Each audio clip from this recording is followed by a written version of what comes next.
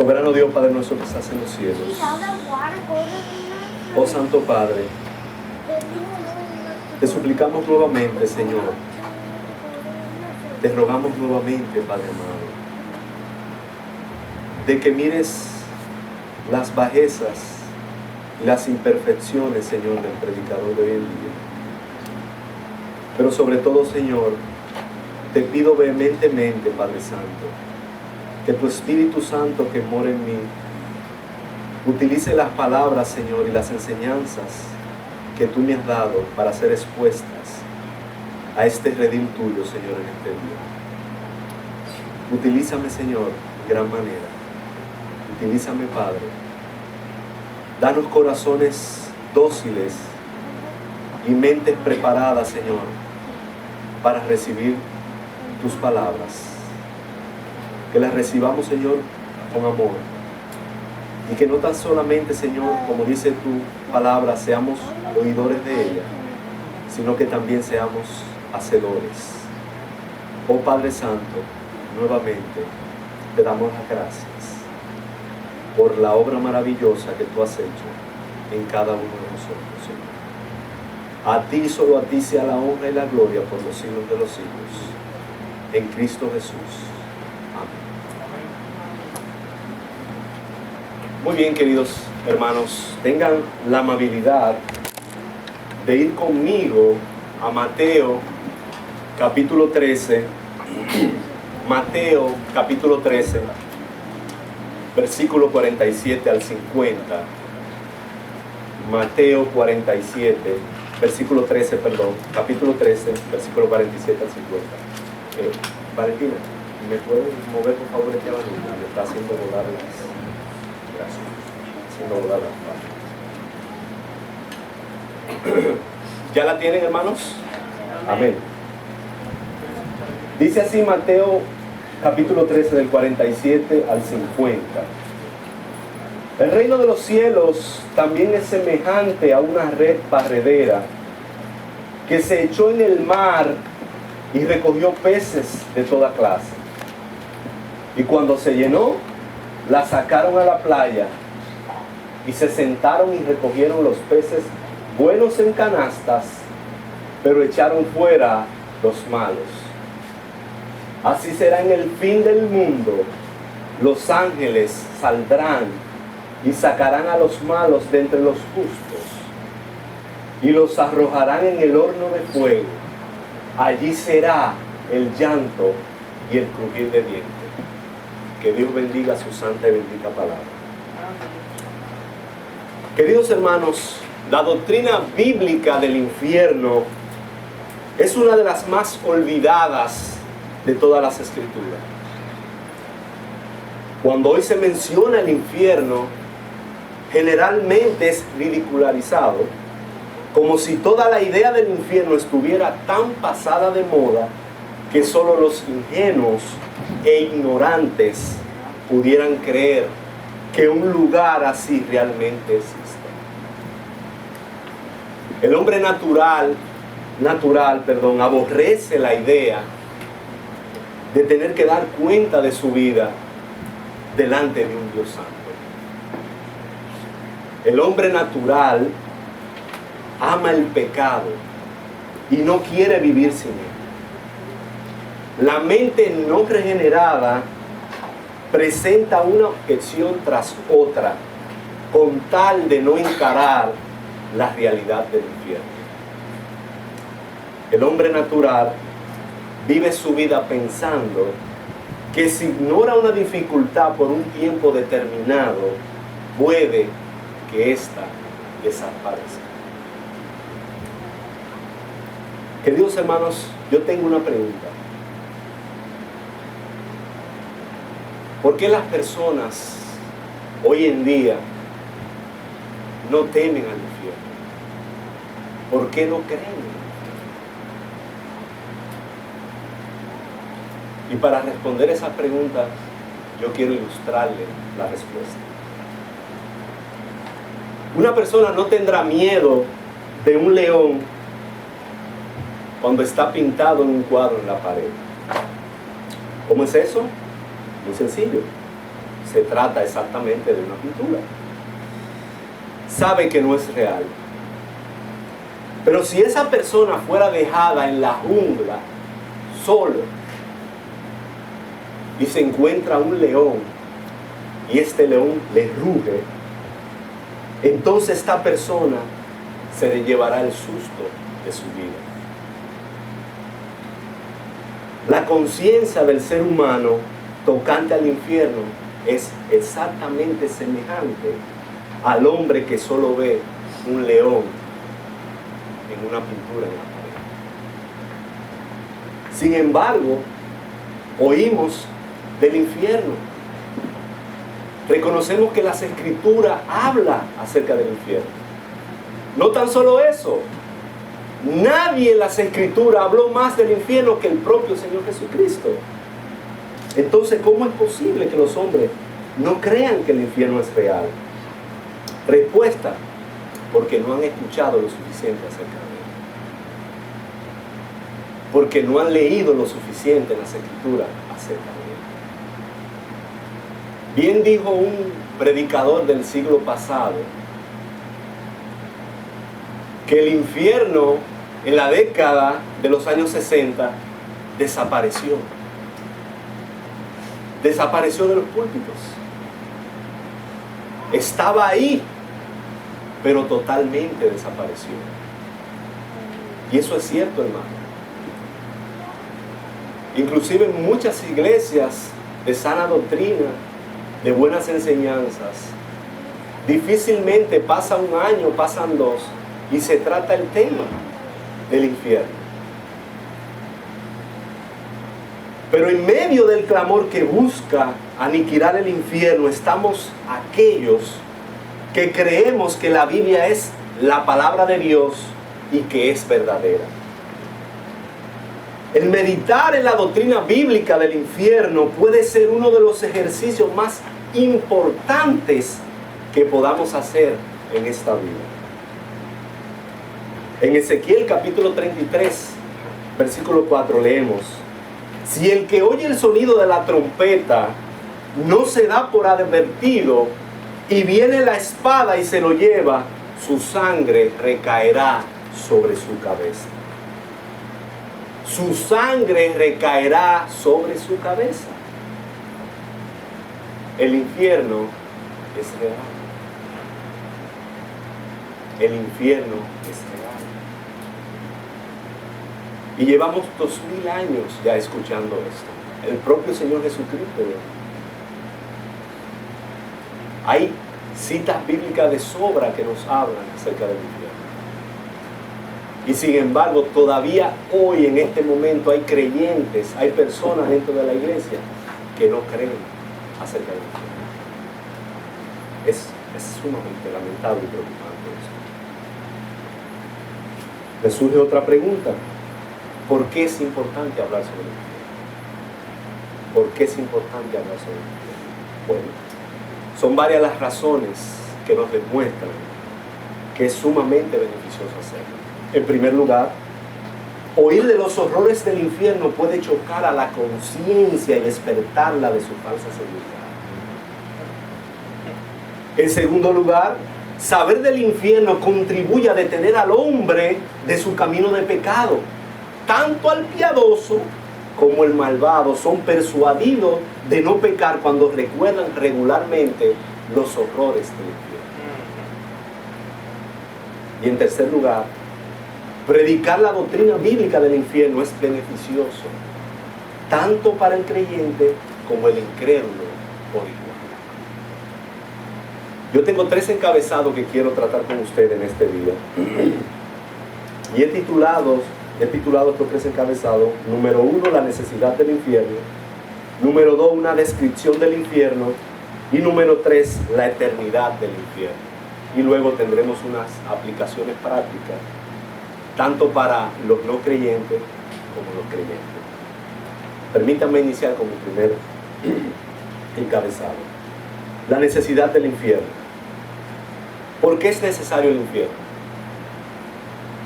Me pregunto yo, y se preguntan ustedes, ¿por qué es necesario el infierno?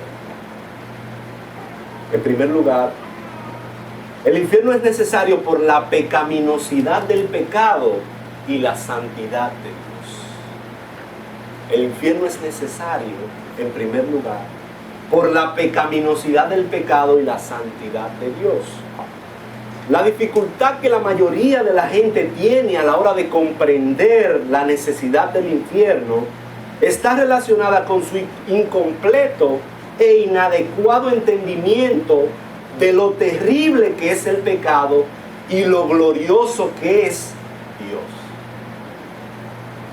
Cada vez que pecamos, erigimos un Dios rival en nuestros corazones, en la forma de nosotros mismos o de nuestro vicio más querido. El pecado rechaza al Creador como Dios y pone a la criatura en su lugar. Si pudiéramos tan siquiera entender la santidad de Dios y lo que significa ser santo, puro, perfecto, justo y limpio hasta del menor pecado, tendríamos una idea mejor de por qué Dios aborrece tanto el pecado. La santidad absoluta de nuestro Padre Celestial no puede tolerar el menor de los pecados. Habacuc capítulo 1 versículo 13 nos dice de la siguiente manera: muy limpio eres de ojos para ver el mal, ni puedes ver el agravio, refiriéndose a nuestro Padre Celestial. Queridos hermanos amados, si pudiéramos comprender la gloriosa santidad de Dios y su pureza, así como la abominable naturaleza del pecado, entonces no tendríamos ningún problema alguno con la necesidad del infierno. En segundo lugar, ¿por qué es necesario el infierno? Por la justicia divina de Dios. ¿Por qué es necesario el infierno en segundo lugar? Por la justicia divina de Dios. Un solo pecado contra Dios obliga a Dios a vindicar su nombre y su justicia mediante un castigo tan severo como sea necesario. Dios puede y quiere vindicar su justicia, y Él lo promete en su palabra. Vayamos a Romanos capítulo 12, versículo 19, por favor. Vayamos a Romanos capítulo 12, versículo 19. Un pasaje muy conocido por todos nosotros. Romanos 12, versículo 19 dice de la siguiente manera: amados, nunca os venguéis vosotros mismos, sino dad lugar a la ira de Dios, porque escrito está: mía es la venganza, yo pagaré, dice el Señor. Mía es la venganza, yo pagaré, dice el Señor. Uno de los predicadores más grandes que jamás haya existido en el pasado, Jonathan Edwards, escribió: la gloria de Dios es el mayor bien, es el fin supremo de la creación, es de más importancia que cualquier otra cosa, pero hay un modo en el cual Dios se glorificará a sí mismo, a saber, la destrucción eterna de los impíos, que glorificará su justicia. Entonces se presentará como un gobernador justo de este mundo. La justicia vindicativa de Dios se presentará estricta, puntual, asombrosa, terrible y por tanto gloriosa.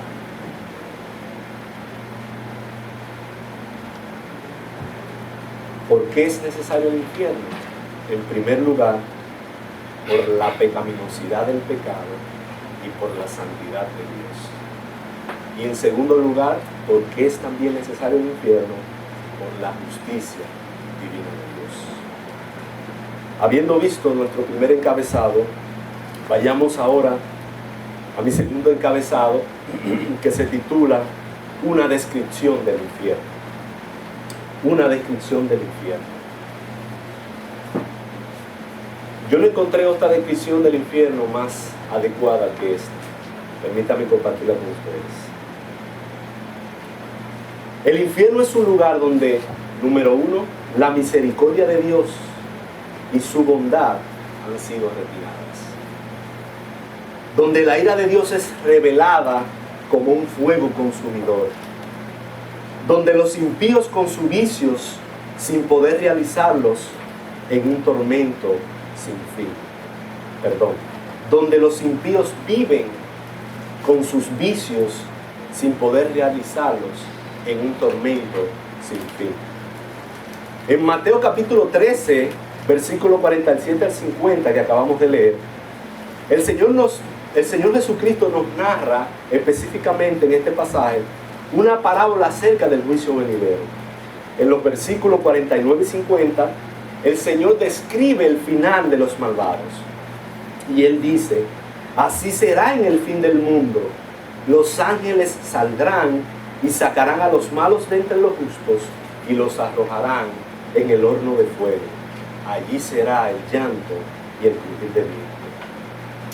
Al examinar estas palabras del Señor, lo primero que notamos es que el infierno se le describe como un horno de fuego. El infierno se le describe como un horno de fuego. También en Lucas capítulo 3, versículo 17, Juan el Bautista nos habla referente al infierno como un fuego inextinguible. Y en Apocalipsis capítulo 19, versículo 20, se describe el infierno como un lago de fuego que arde con azufre. Luego de escuchar estas descripciones acerca del infierno, me surge una pregunta. ¿Podemos nosotros realmente imaginarnos el horror del cual hablan estas palabras? ¿Podemos nosotros realmente imaginarnos el horror del cual hablan estas palabras? Gracias.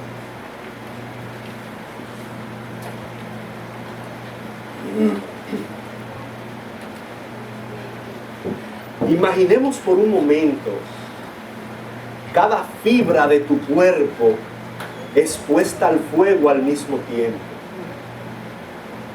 De modo que cada fibra de tu ser sienta el intenso tormento de ser quemado. ¿Cuánto tiempo se aguantaría semejante castigo? Pregunta: ¿cuánto tiempo aguantarías semejante castigo? Cristo nos dice que allí será el llanto y el crujir de dientes. Los impíos llorarán y crujirán los dientes al tener que soportar el dolor y el sufrimiento más intenso que jamás hayan soportado. En definitiva, mi amigo, mi amiga, en el infierno no hay ni nunca habrá alivio para el tormento que experimentarán todos aquellos que serán arrojados en él juntamente con Satanás y sus demonios. Al infierno también se le describe en las Escrituras como un lugar de tinieblas. En Mateo capítulo 22, versículo 13, el Señor Jesucristo nos habla del infierno como las tinieblas de afuera. En Judas, versículo 13, leemos refiriéndose a aquellos que están en el infierno, y cito: para quienes la oscuridad de la tiniebla han sido reservada para siempre. Christopher Love, comentando acerca de este pasaje, nos dice: la oscuridad es terrible y los seres humanos están preparados para temer más las tinieblas que la luz. El infierno, por consiguiente, es descrito con esta imagen terrible para hacer que los corazones tiemblen, pues se trata no solo de tinieblas, sino de la más oscura de las tinieblas. Aquellos que hemos vivido en Santo Domingo sabemos lo que es estar a oscuras. Recordamos lo que nosotros famosamente llamamos un apagón cuando la energía eléctrica se va, ¿verdad? Bueno, en otros países de Latinoamérica sucede lo mismo. Ustedes han vivido eso y saben lo difícil que es cuando se va la luz y está totalmente oscuro. Lo bueno es que para nosotros es por un tiempo, o sea, la energía vuelve. Pero en el infierno no, las tinieblas son eternas. Las escrituras hablan del infierno como la tiniebla. Y su oscuridad no es cualquier oscuridad, sino es la tiniebla de todas las tinieblas. También el infierno se describe como la conciencia de los impíos serán atormentadas por toda la eternidad. Y este es uno de los aspectos que más me llama la atención. Cómo los impíos serán atormentados por toda la eternidad, sus conciencias.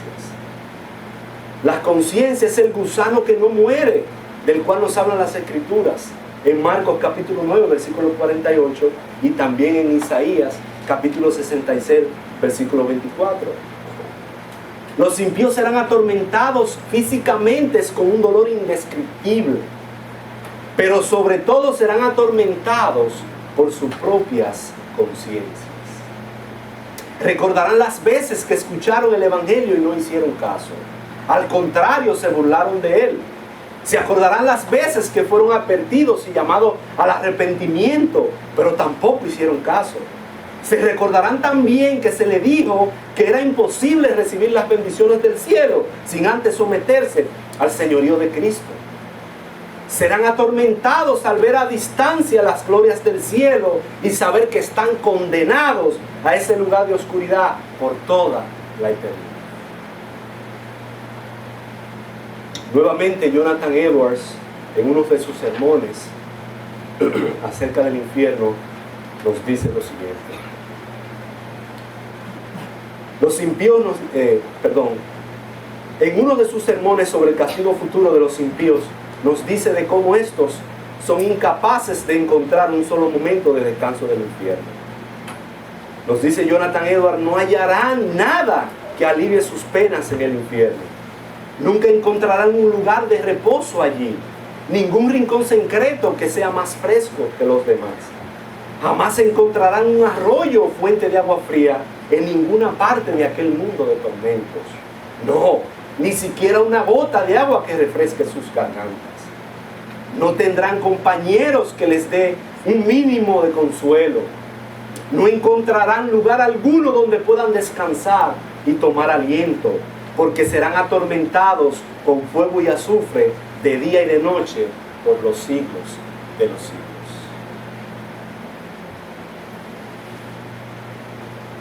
Hemos escuchado algunas descripciones que encontramos en las Sagradas Escrituras acerca del infierno. Ahora vayamos a mi tercer encabezado, que he titulado La eternidad del infierno. La eternidad del infierno. El aspecto más terrorífico del infierno, sin duda alguna, es su duración. El infierno es eterno. Es decir, para siempre. No tiene fin. Nuestras mentes no pueden concebir la eternidad. Y sin embargo, es real. Echemos una mirada más a las escrituras para verificar la naturaleza eterna del infierno y tratar de entender mejor la eternidad. Por ejemplo, en Apocalipsis capítulo 20, versículo 10, leemos: y el diablo que los engañaba fue arrojado al lago de fuego y azufre, donde también está la bestia y el falso profeta, y serán atormentados día y noche por los siglos de los siglos. Este pasaje nos muestra con claridad la duración del infierno. O sea, el infierno es por los siglos de los siglos. Si el Espíritu de Dios quiso comunicar a los seres humanos la naturaleza eterna del infierno, ¿qué puede comunicar esto mejor que la expresión por los siglos de los siglos? Porque es la misma afirmación que se aplica a la existencia eterna de Dios mismo. Apocalipsis capítulo 4, versículo 9 nos dice de la siguiente manera: al que está sentado en el trono, al que vive por los siglos de los siglos. Pregunta: ¿Hay quien dude de que Dios vivirá por toda la eternidad? La respuesta es obvia. No. Entonces no debemos tampoco de dudar de la eternidad del infierno, ya que las Escrituras utilizan la misma expresión en ambos casos. El príncipe de los predicadores, Charles Spurgeon, dijo: en el infierno no hay esperanza, ni siquiera la esperanza de morir, o la esperanza de ser aniquilados, como enseñan los falsos testigos de Jehová. Están perdidos por los siglos de los siglos. En cada eslabón de la cadena del infierno está escrito: para siempre. En las llamas del infierno se iluminan estas palabras: para siempre. Encima de sus cabezas ellos pueden leer: para siempre. Sus miradas están desencajadas y sus corazones adoloridos con la idea de que es para siempre. Oh, si pudiera decirle esta noche que el infierno se apagará un día y que aquellos que están perdidos en él podrán ser salvos, habría una gran fiesta en el infierno de solo pensarlo. Pero no puede ser, porque es para siempre.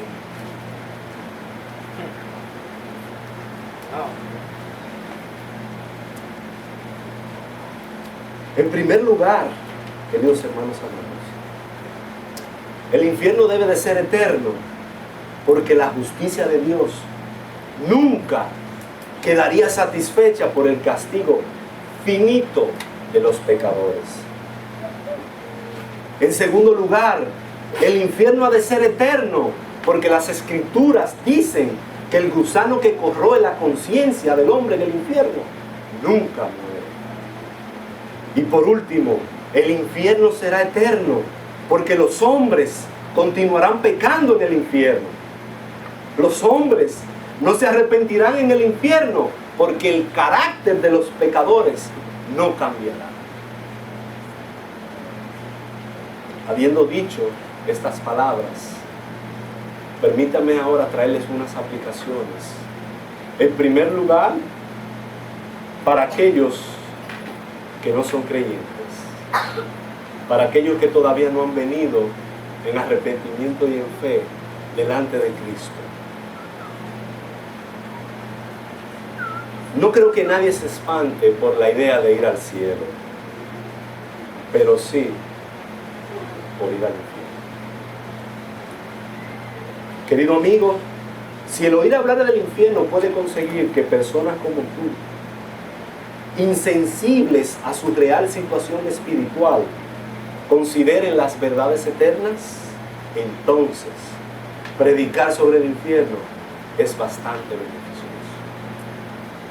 Es mejor, querido amigo o querida amiga, considerar ahora, en este día, el infierno mientras vivas en la tierra, que tener que soportarlo luego por toda la eternidad. Querido amigo que me escuchas, yo no quisiera que estés más atemorizado del infierno que de pecar. El pecado es tu real enemigo. El pecado es peor que el infierno, porque el pecado mismo engendró el infierno. ¿Estás tú dispuesto a ir al infierno por toda la eternidad a cambio de unos cuantos placeres terrenales? Huye del pecado. Huye del pecado. Deja de vivir para el yo y la autogratificación personal y acude a Cristo en arrepentimiento y fe. Cuando mueras, será demasiado tarde. Toda oportunidad de arrepentimiento está limitada a esta vida aquí en la tierra.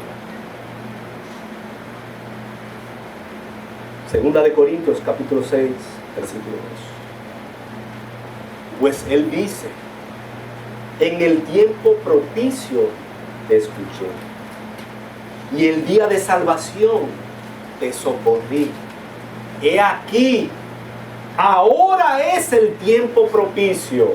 He aquí, ahora es el día de salvación. Ahora tengo algunas palabras para mis queridos hermanos en la fe. La doctrina del infierno, la doctrina bíblica del infierno, queridos hermanos, debe aumentar nuestra fidelidad y nuestro gozo en el Señor. También esta doctrina debe aumentar nuestro amor nuestro amor, porque gracias a Él hemos sido librados de los tormentos del infierno. Gracias a Cristo, gracias al Señor. Y Él soportó la ira de Dios en la cruz, en tu lugar y en mi lugar. La doctrina del infierno debe de ayudarnos como creyentes a ser pacientes en los días de aflicción. No importa lo grande que sean tus tribulaciones en este mundo, ninguna de ellas se comparan con pasar toda la eternidad en el infierno. Puede que tengas que atravesar tormentos menores en este mundo, pero recuerda que son meramente temporales. Y aquí es que hemos sido liberados, gracias a la obra redentora en la cruz de nuestro Señor Jesucristo. Él nos libró del peor de los tormentos, es decir, del infierno mismo. Vamos a ver.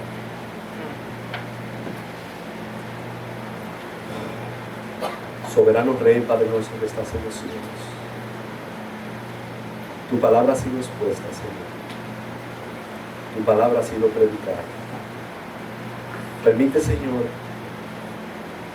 que haya entrado en los corazones y que germine, Señor, y que dé fruto, Padre Santo.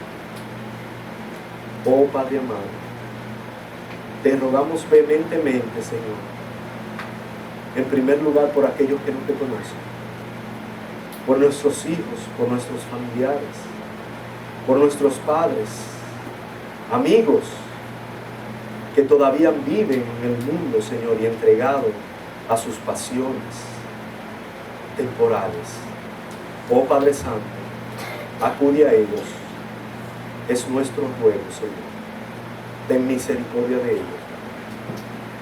Oh Señor, gracias, Padre, porque tu Hijo amado pagó el precio más alto que cualquier ser humano podría pagar, Señor. Pagó con su propia vida y cargó los pecados de todos aquellos, Señor, que tú escogiste desde antes de la fundación del mundo. Oh Santo Padre, gracias por habernos salvado. Gracias, Señor, por habernos librado del tormento eterno del infierno.